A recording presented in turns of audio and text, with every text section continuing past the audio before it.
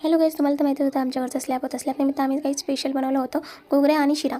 आणि घुगऱ्याचा व्हिडिओ आम्ही पहिला DM केलेला आहे तुम्हाला, आणि ते बघून घेसाल. छान बनवला आहे. आणि शिरा बनवायच्या वेळेस आम्ही कढई घेतला, कढईमध्ये रवा टाकला आणि गूळ आणि साखर एका बाजूला ठेवले होता आम्ही. आणि कढईमध्ये आम्ही ड्रायफ्रूट्स टाकले, ड्रायफ्रूट्स भाजून घेतले.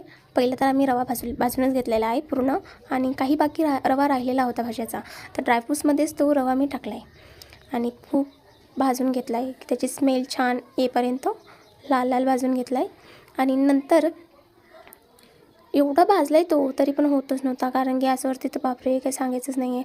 चूल असते ना तर मस्त जमलं असतं, पण काय करणार. पूर्ण एकत्र रवा आम्ही त्याच्यामध्ये टाकला आहे आणि पूर्ण भाजून घेतला. आणि तो त्याच्यामध्ये थोडं थोडं पाणी करत करत आम्ही टाकलं आहे.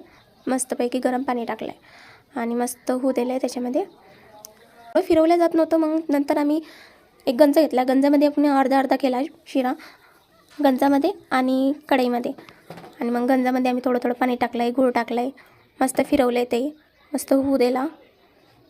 आई आणि आजी करत होते. आणि मीठ टाकलं त्याच्यामध्ये आणि थोडं साखर टाकला, पाणी टाकले थोडं थोडं करून. आणि कढईमध्ये जेवढं उरलेलं होतं त्याच्यामध्ये मग गूळ आणि साखरचं पाणी करूनच टाकलं आहे, कारण जमतच नव्हतं फिरवायला ते. तर बघा कसा शिरा झाला, एक नंबर. असं बघूनच असं तोंडाला सरसर पाणी सुटत होतं, कसं वाटत होतं की खाऊनच घ्या.